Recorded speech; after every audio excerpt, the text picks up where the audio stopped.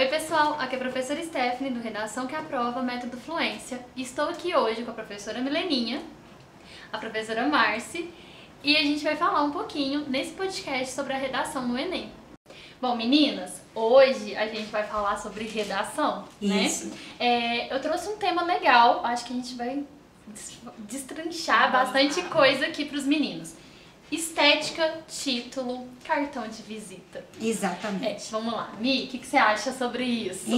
Então, eu acho que a gente precisa conversar bastante sobre essa questão, porque fazer uma redação já é um desafio, né, por natureza, que não precisa ser tão sofrido, né?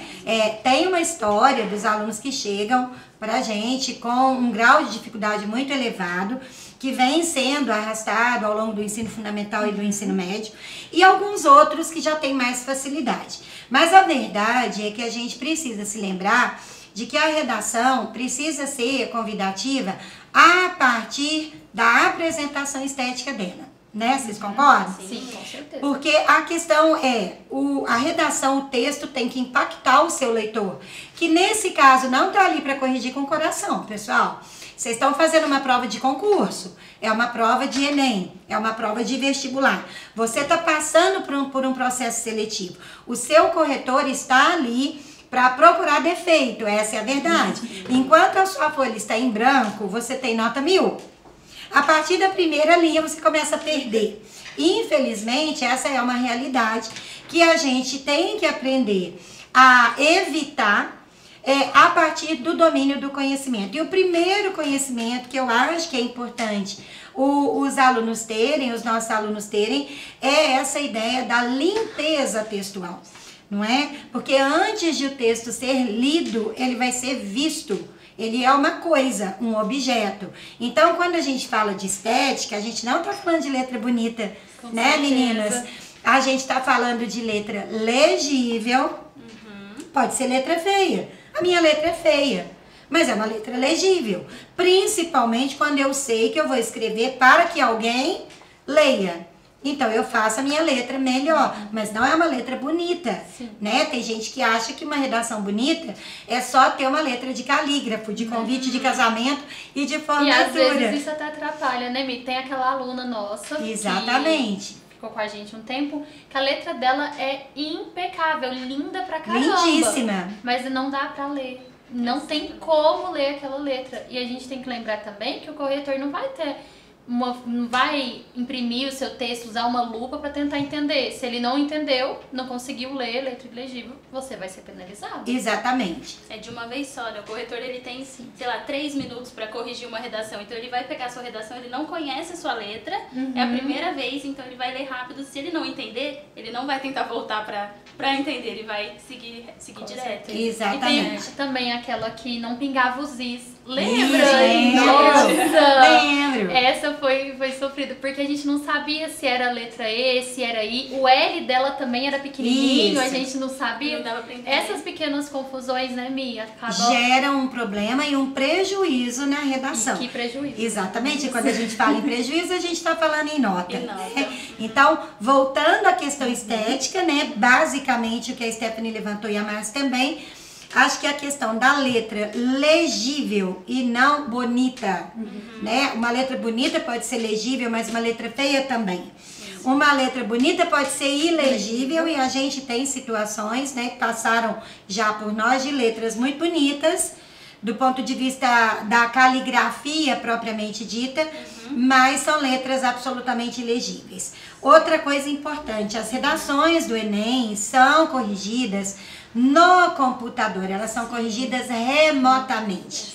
Então, lendas urbanas, vamos de novo, né, meninas? E a gente gosta dela. A gente gosta de criticar, né? A gente gosta de pegar e falar, olha isso é um mito. Lenda, gente, vamos acabar com essa história. Então, uma lenda que acontece o aluno cria isso na cabeça dele, às vezes ele nem ouviu dizer, mas ele cria uma culturazinha de que quem vai corrigir a redação dele é aquele professor, gente boa, que tá com ele toda semana, que conhece a letra dele, que sabe o que ele quis dizer. E tem muito isso também, né? Mileninha, mas Marci, você não entendeu, Stephanie, mas eu queria dizer isso. Mas não foi isso que você disse. Então, começando pela estética, título no Enem, né? Que é uma questão também que é importante da gente mencionar. É facultativo? É. Mas outro dado que é facultativo no Enem é o número de linhas, o que não significa que se você escolher fazer uma redação de 15 linhas, você vai ser pontuado em 1000. Né? A gente sabe que na prática, as redações nota 1000 são as redações de maior repertório. Chegam quase ali no final, ou até mesmo exatamente, espreme um pouquinho para caber. Então, a estética interessante é a estética que tem título, porque a gente já fez essa análise. 70% das redações que recebem nota 1000 tem título.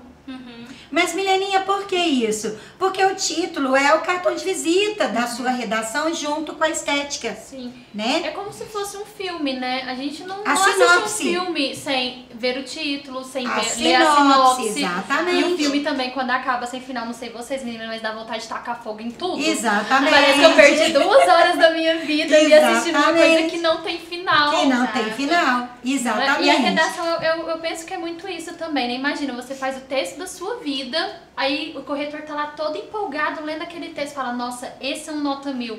E a redação é abortada.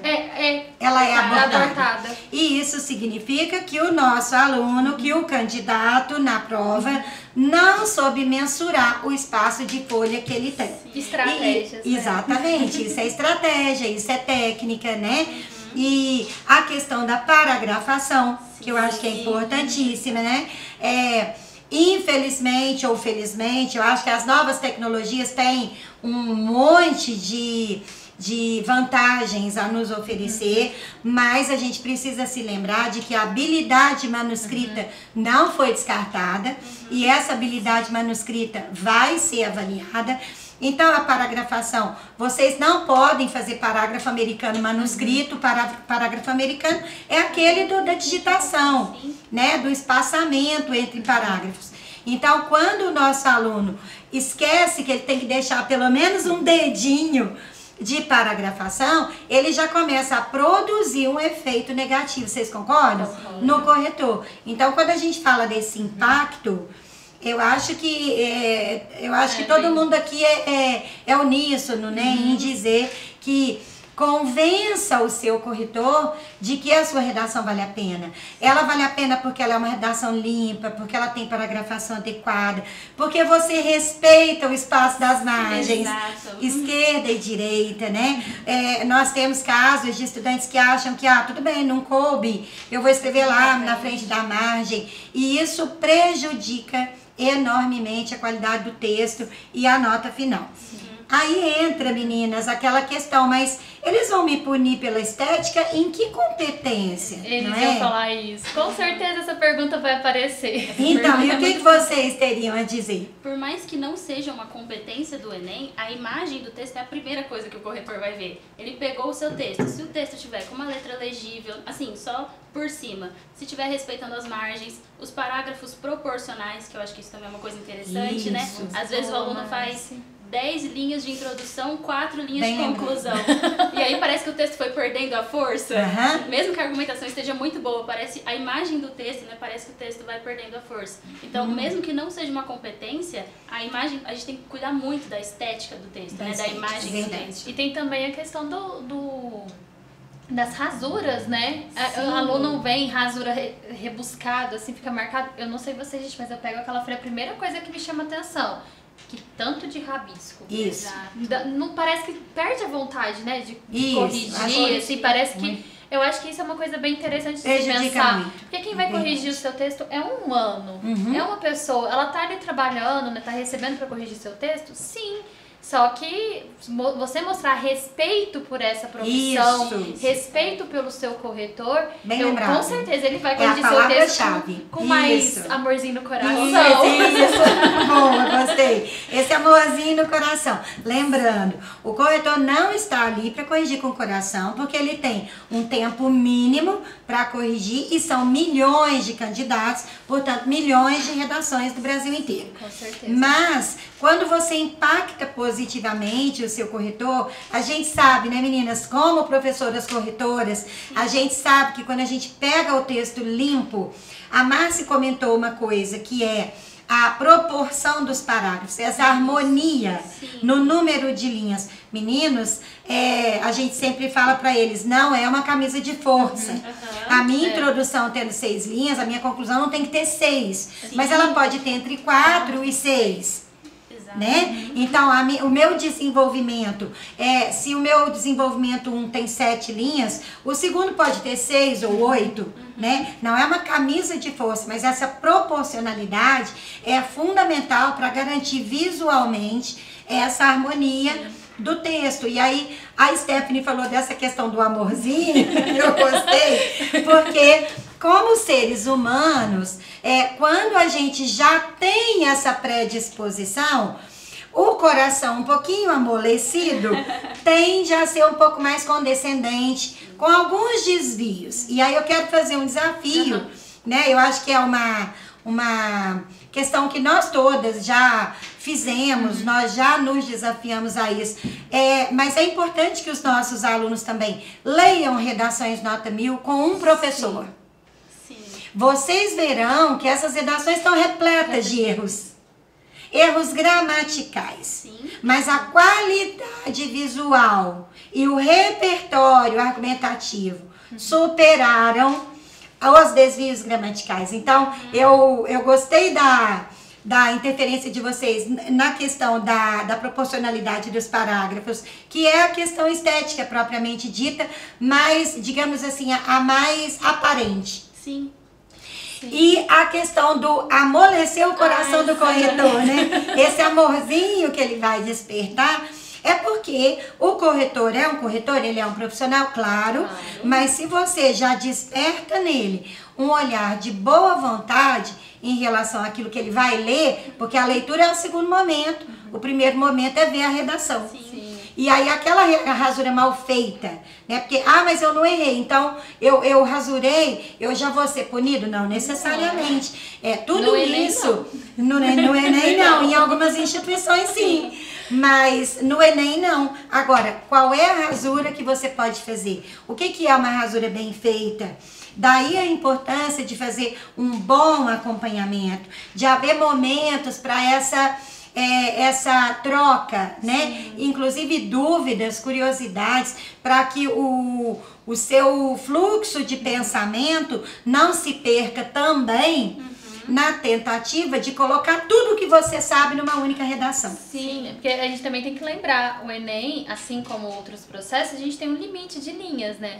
E não cabe tudo que a gente pensa. Às vezes tem um assunto, sei lá, violência contra a mulher, algo que tem muita coisa para falar. E você, nossa, eu vou falar disso, daquilo. Coloca tudo na redação, no texto não liga, né? Uma coisa com a outra, não tem nem pé nem cabeça. Exatamente. Aí, também é uma estratégia, faz parte, né, das estratégias das redações e da construção do texto e de você mostrar pro seu corretor, voltando no ponto, né, do amorzinho do coração, que você pensou naquele texto com carinho, que foi um texto... Houve trabalho para ser feito, né? Tanto na questão das linhas, do parágrafo, do espaçamento, da rasura, porque errar é humano, a gente erra, principalmente nós estamos nervosos fazendo a redação, é lógico que passa alguma coisinha, às vezes come uma letra, e quando você vai fazer a revisão, você viu aquilo, né, na hora de... Passa um frase. Aí eu quero pegar um ganchinho só do que a Stephanie falou. Eu já imaginei. Não, é porque você falou, errar é humano, né? E aí, já que a gente está falando de Enem, a gente sabe que interdisciplinaridade é uma competência. Tem um filósofo que fala que não é errando que a gente aprende, mas é corrigindo erro. Corrigindo erro, né? Então, a sim. gente até fala, gente, coloquem essa referência na interdisciplinaridade. Então, mas Mileninha, Steph, Marci, como é que eu aprendo com o meu erro? Você aprende fazendo o seu rascunho da redação em primeiro lugar no dia da prova. Sim. Ai, mas eu chego muito nervoso. Aí a gente entra na ideia do tripé, né? A prova, pessoal, é um tripé. Primeiro, conteúdo, né? Não adianta você achar, porque agora eu sei que o vestibular ou o Enem, a minha prova, vai ser em dezembro. Agora eu vou estudar toda a matéria do ensino médio. Gelada, não faça isso, né? Ao longo do processo que você adquire e depois você faz revisão. O segundo passo é técnica. É uma prova de velocidade. Ah, mas eu sempre acabo no tempo mínimo. Tudo bem, mas como é que tem sido a sua nota no desempenho geral?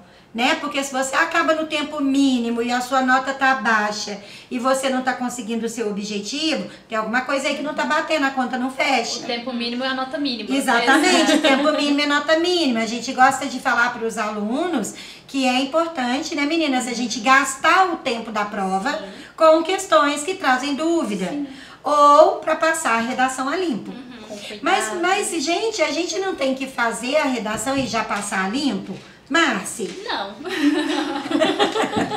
Não, assim, eu acho que uma orientação interessante é pegar a prova e olhar de fato o tema, o recorte temático, se atentar ao texto motivador, porque ele vai te encaminhar, ele vai te orientar para qual é o recorte certinho, e aí monta o seu rascunho, né? A gente chama de brainstorm, às vezes, né? Que Isso, é colocar projeto textual. Projeto textual, exatamente. Faz o seu texto, o seu rascunho e vai pra prova, né? Gasta o tempinho ali com as questões e depois você volta, você revê o seu texto e aí você passa limpo. Isso. Posso usar uma metáfora? Sim. Eu gosto muito de eu usar, adoro tenho metáfora.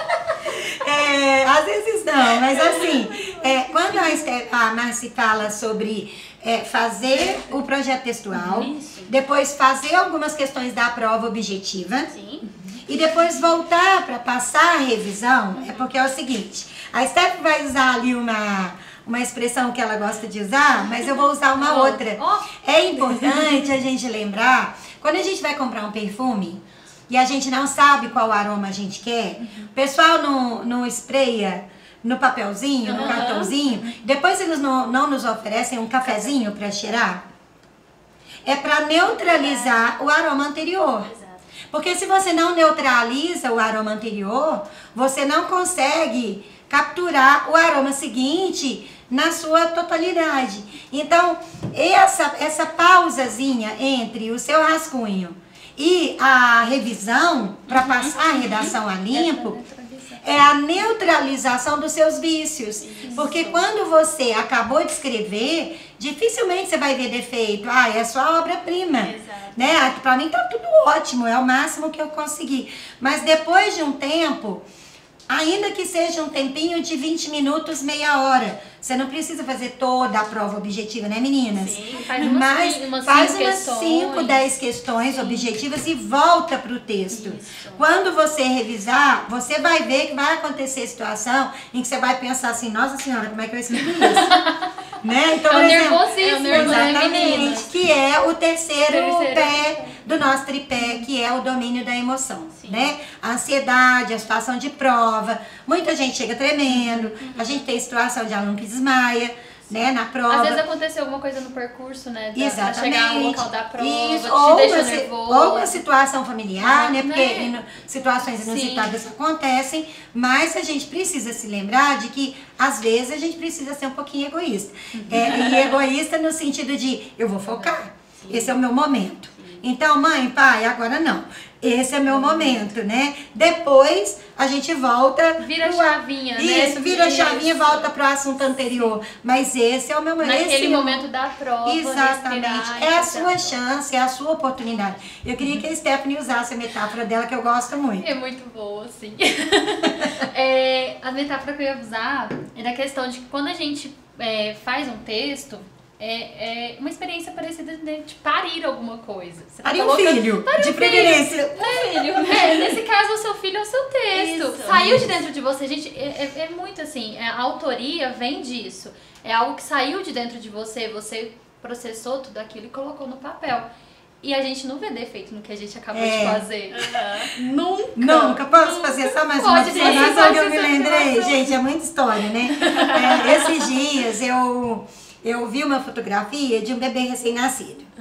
E eu, particularmente, acho todos os bebês lindos. Eu também. Tem gente que fala assim, bebê nasce com cara de joelho. Neném é feio. Eu acho lindo, mas eu juro pra vocês, esse bebê nasceu feio. E pra eu achar o bebê feio, é porque ele realmente nasceu feio.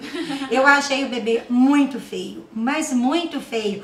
Tão feio que não só eu, mas outras pessoas que viram a foto acharam que era montagem. Acharam que era montagem. E o que isso tem a ver com o texto? É que a mãe, lógico que a mãe não achou, a postagem que ela fez foi, olha como eu sou linda. Olha como eu sou linda. É lógico, então o seu texto vai ser lindo, perfeito, no momento em que ele nasceu. Aí você vai me perguntar, mas quer dizer que a minha mãe pode não me achar linda? Gente, é verdade, ela pode não me achar bonita. Você vai perceber isso quando ela disser, meu filho é muito carismático, meu filho é muito inteligente, meu filho é muito gente boa. É bem aquela coisa, você pergunta pra amiga, você acha ele bonito? Nossa, ele é muito gente boa. Mãe não é boa nem cega, mãe é um espírito evoluído. Tá? Então, eu espero assim, eu agradeço a vocês, espero que tenha sido esclarecedor, foi pra mim demais. Então, eu agradeço a presença, espero que a gente tenha novas oportunidades de trazer tanta informação, tanto esclarecimento e curiosidade para os nossos alunos. Sim. Então, gente, galerinha, beijo grande. Até o próximo vídeo. Tchau! Tchau, pessoal. Um grande abraço e até a próxima.